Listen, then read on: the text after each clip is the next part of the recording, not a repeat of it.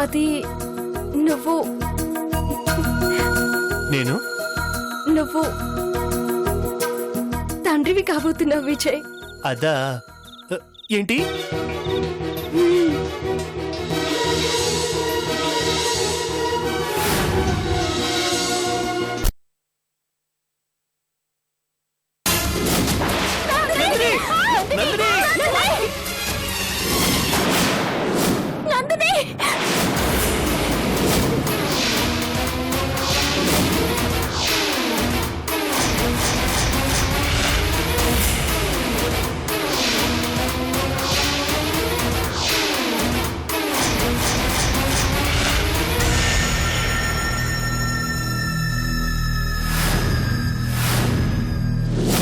ఇదేంటి ఇలాంటి కలొచ్చింది?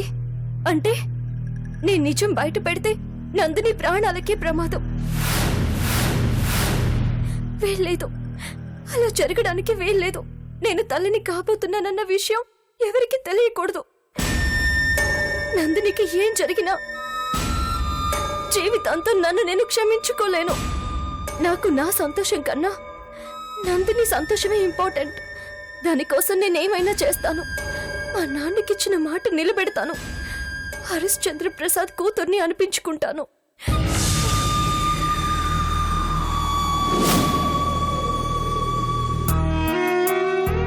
అరే నాన్న, నన్ను క్షమించరా.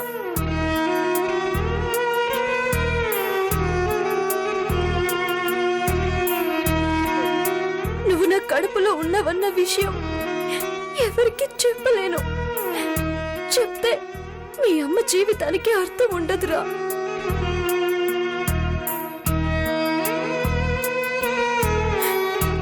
నా మీద నువ్వు ద్వేషం పెంచుకోకురా. అర్థం చేసుకో.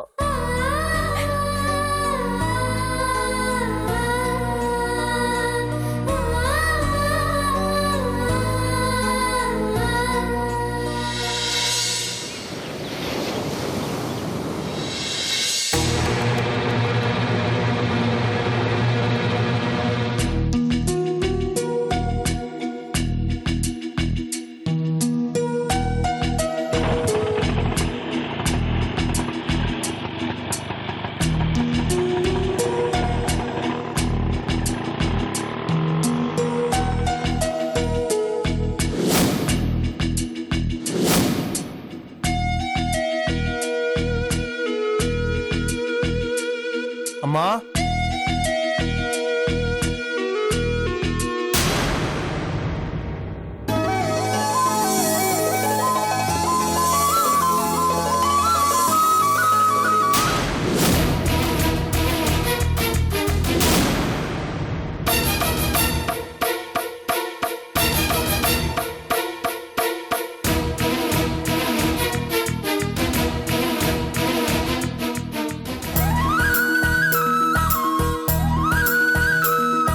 విజయ్, ప్రయాణం బాగా జరిగిందా? జరిగిందమ్మా. అమ్మా, కొంచెం మంచినీళ్ళు తీసుకురా. అలాగే. నేను తీసుకొస్తున్నాను అత్తయ్య.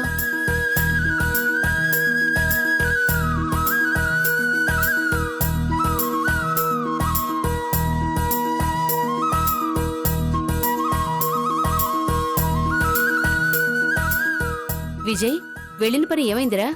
ఇంటర్వ్యూ అయిపోయిందమ్మా. సెలెక్ట్ అయితే ఆఫర్ లెటర్ పంపిస్తారు. సరేరా, నువ్వు వెళ్ళి ఫ్రెష్ అయ్యిరా, నేను భోజనం వడ్డిస్తాను. తొందరే ఉందత్తయ్యా.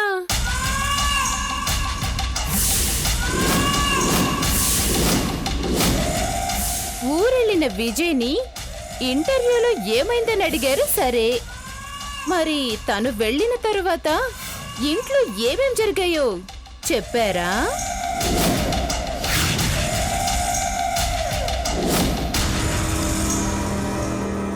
ఏంటత్తయ్యా, చెప్పలేదా?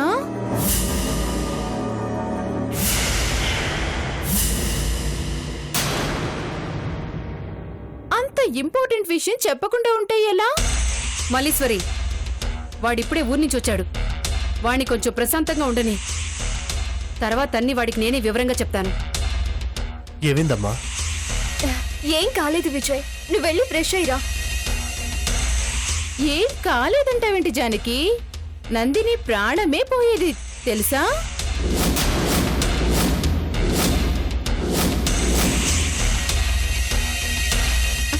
అదే నందిని తన ప్రాణాలన్నీ కడుపులో బిడ్డ మీదే పెట్టుకుంది కదా. అబార్షన్ జరుగుంటే తన ప్రాణం పోయినట్టే ఫీల్ అయ్యేది కదా.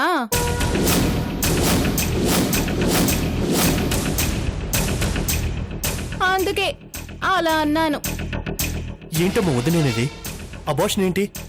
అసలు ఏం జరిగింది?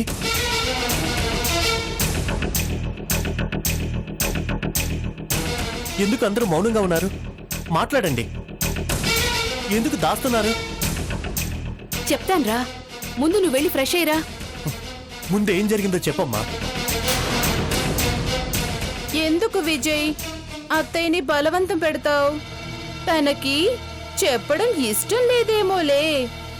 ఎందుకంటే తప్పు జరిగింది తన ముద్దుల కోడలు జానకి వల్లే కదా. అందుకే నేనే చెప్తానులే. నందిని పాలలో కలుపుకొని తాగిన కుంకుమ పువ్వులో అబార్షన్ టాబ్లెట్ కలిసింది.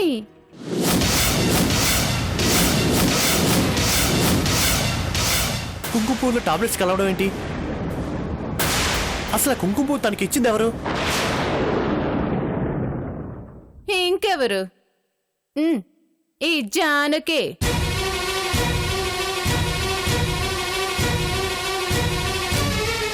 నీకు ఇంకొక షాకింగ్ న్యూస్ చెప్పనా విజయ్? ఇచ్చింది జానకైతే పంపించింది ఎవరో తెలుసా? ప్రవల్లిక గారు. పాపం నందిని ఎంత నరకం అనుభవించిందో తెలుసా విజయ్?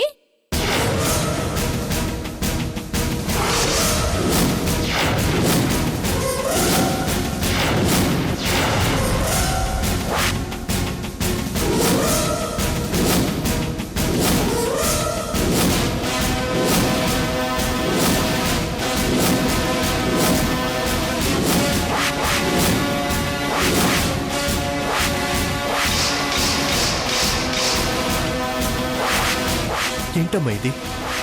ఇంత జరిగితే కనీసం ఒక ఫోన్ కూడా చేయలేదు. చేశాన్రా, కానీ కలవలేదు. తర్వాత నందినికి ఏ ప్రమాదం లేదని తెలిసింది. ఆ తర్వాత నేను ఇబ్బంది పెట్టడం ఎందుకని చెప్పలేదు. ఏంటమ్మా నువ్వు? ఇప్పుడు నందిని ఎక్కడుంది? పైనుంది. సరే, నేను ఒకసారి వెళ్ళి చూస్తాను.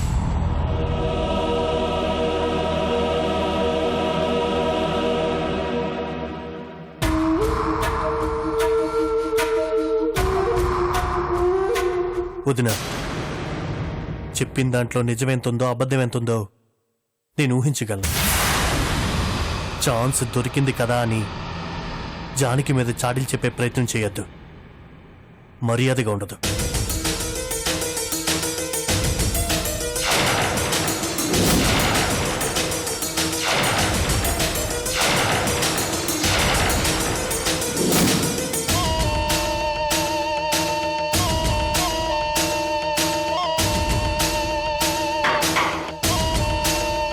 నందిని, నందిని,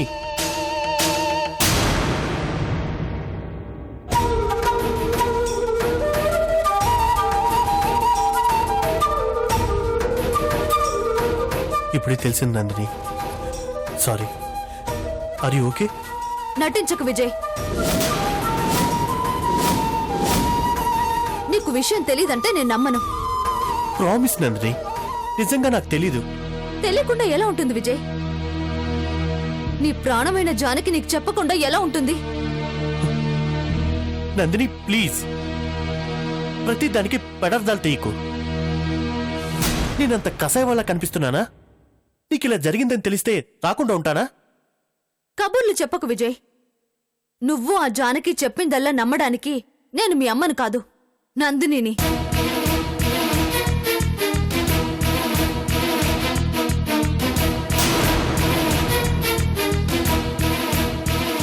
అందరూ అందరే.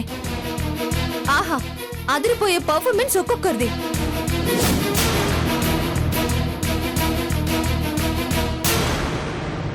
నువ్వేమో నన్ను పట్టించుకోకుండా తిరుగుతున్నావు.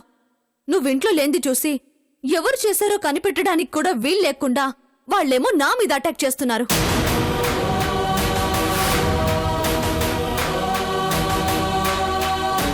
Everything is planned, perfectly planned.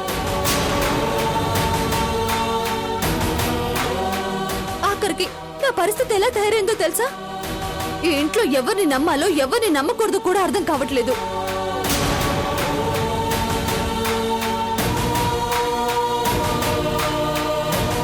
బాగోగులు చూసుకోవాల్సిన భర్త బలాదూర్లు తిరుగుతున్నాడు. అన్ని తానే చూసుకోవాల్సిన అత్తయ్య అసలు నన్ను అర్థం చేసుకోవడం లేదు. పైగా నేను ప్రాణానికి ప్రాణంగా చూసుకుంటున్న నా కడుపులో బిడ్డను కూడా చంపాలని ప్రయత్నాలు చేస్తున్నారు. సారీ నందిని, నిజంగా నాకు జరిగింది తెలీదు. తెలుసుంటే వెంటనే వచ్చేవాణ్ణి కదా. సరే, నీకు తెలీదు, నేను ఒప్పుకుంటున్నాను. కనీసం జరిగిన విషయం నాకెందుకు చెప్పలేదు అని నువ్వు మీ అమ్మని జానకిని నిలదీసావా? ఎందుకు జరిగిందని ప్రశ్నించావా?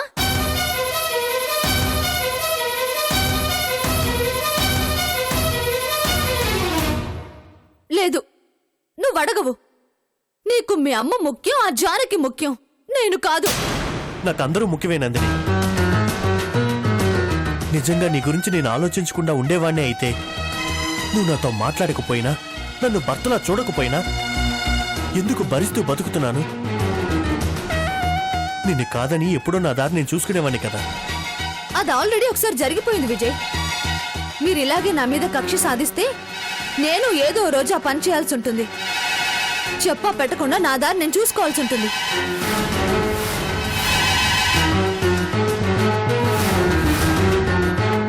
ఒక్క విషయం చెప్తున్నాను, గుర్తు పెట్టుకోండి. నా కడుపులో బిడ్డకు ఏ చిన్న హాని జరిగినా నేను ఈ నట్టింట్లోనే ఊరేసుకొని చేస్తాను. నందిని,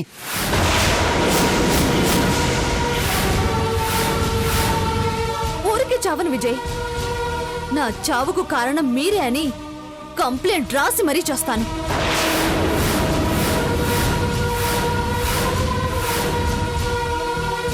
నాకు ప్రశాంతత లేకుండా చేస్తే నాతో పాటు ఈ ఇంట్లో ఎవ్వరికీ ఆ ప్రశాంతత లేకుండా చేస్తాను. మీరు నరకం అనుభవించేలా చేస్తాను. ఈ విషయం నీ భార్యకి, మా అత్తకి అర్థమయ్యేలా చెప్పు. అవసరం లేదు, అంతా వినిపిస్తుంది.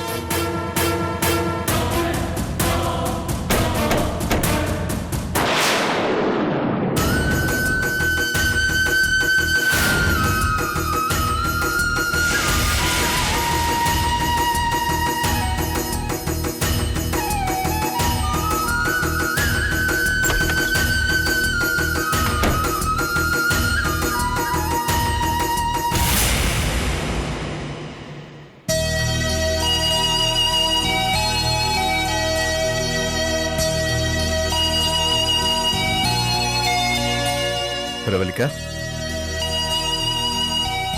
ఏంటి హరి? ఏం ఆలోచిస్తున్నావు? నందిని గురించే హరి. మనం పంపించిన కుంకుమ పువ్వులో అబార్షన్ టాబ్లెట్ ఎలా కలిసిందో నాకిప్పటికీ అర్థం కావడం లేదు.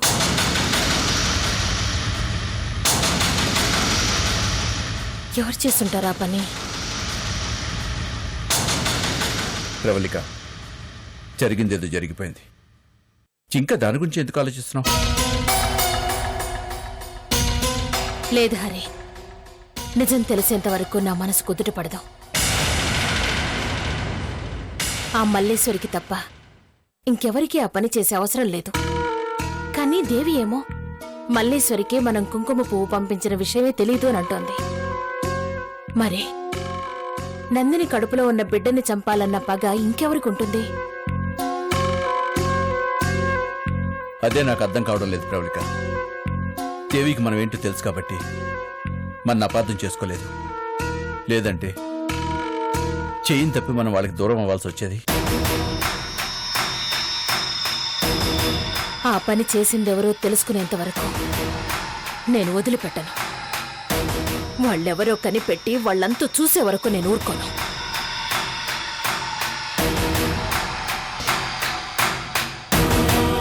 ఈ విషయం ఇంకా అమ్మగారి దగ్గర దాచి ఉంచడం మంచిది కాదు. వెంటనే వెళ్ళి చెప్పేస్తాను. ఏం జరిగితే అది జరిగింది.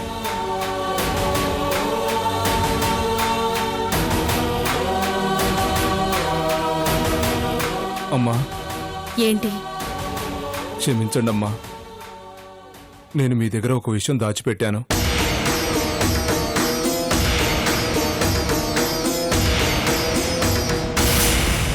కుంకుమ పువ్వులో అబాషన్ టాబ్లెట్ కలిపింది ఆ మల్లీశ్వరేనమ్మా.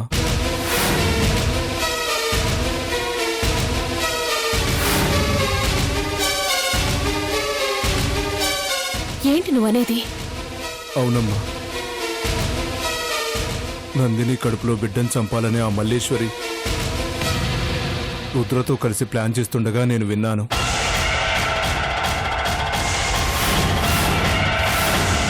కానీ ఆ రోజు వాళ్ళు నన్ను చూసి నా వెంట పడ్డారు.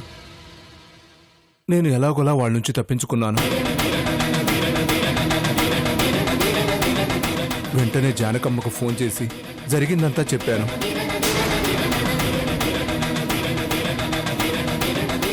మీకు కూడా అప్పుడే చెప్పాలనుకున్నాను, కానీ మీరు కంగారు పడతారని జానకమ్మే మీకు చెప్పొద్దని చెప్పేసి నా దగ్గర మాట తీసుకుంది.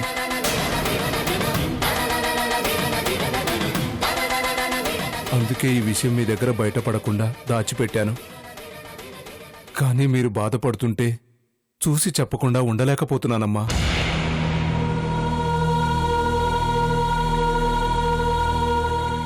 మీరు కుంకుమ పువ్వు ఇచ్చిరమ్మని పంపినప్పుడు మధ్యలో చిన్న గొడవ జరిగిందమ్మా.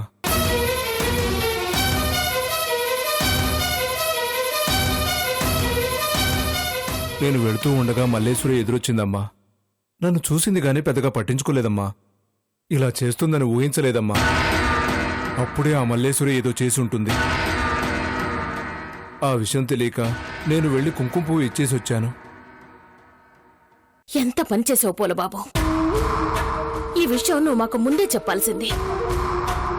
జరిగిందేంటో తెలియక హాస్పిటల్లో మేము ఏం మాట్లాడలేక తల దించుకొని వచ్చేసాం.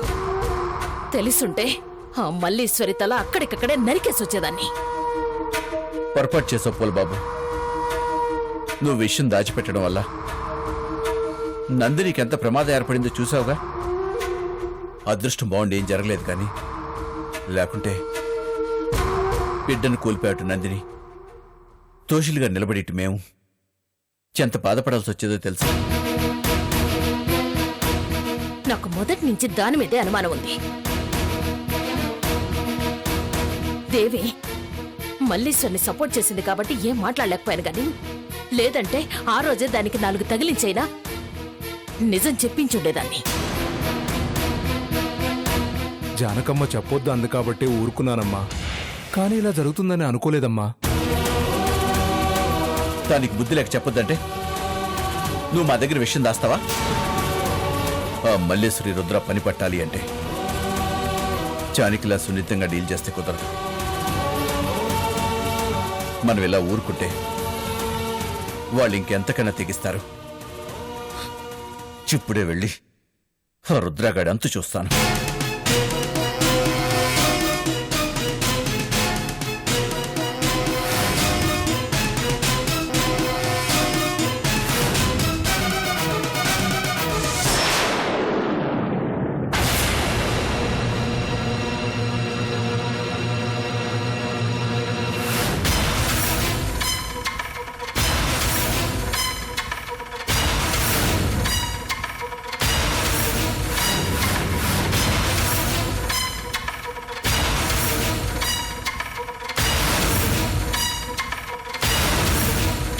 ఏంటి భయ్యా, భయం వేస్తుంది. ఈయనేంటి అలా చూస్తున్నారు? ఏం కాదు, దొర్మయ్. ఏంటా చూపు? రేపటి నుండి నువ్వు కనబడవని. ఏంటి నువ్వు అనేది? చెప్తే అర్థమయ్యేది కాదురా అది. అలా అర్థమయ్యేలా ఉంటే ఈ రోజు నేను నీ ముందుకొచ్చిండేవాణ్ణి కాదు. అయితే అర్థమయ్యేటట్టు చెప్పు, వింటాను. అందుకే వచ్చానురా.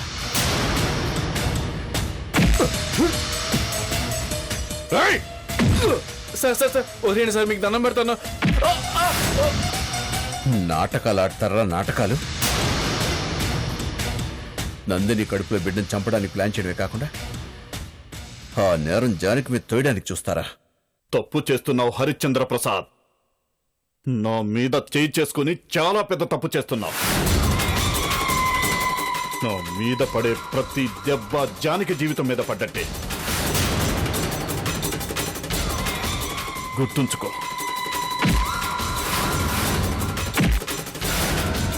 రే హరిశ్చంద్ర ప్రసాద్, జానకి మీద పగ తీర్చుకోకుండా వదలను.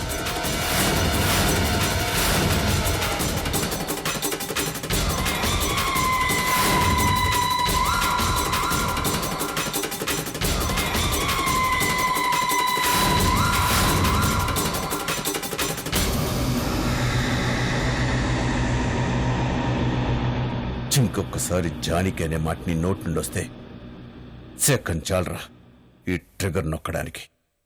కానీ నేను క్రిమినల్ని కాదు. అందుకే నీకు వార్నింగ్తో సరిపెడుతున్నాను. బతకాలి అనుకుంటే నీలో ఉన్న భయాన్ని ఇలాగే ఉండదు. భయం పోయిందో నీ ప్రాణం పోయినట్టే. ఇదే నీకు చివరిసారి. ఇంకొకసారి రిపీట్ అయితే నీకు డెత్ లైసెన్స్ కన్ఫర్మ్ అవుతుంది.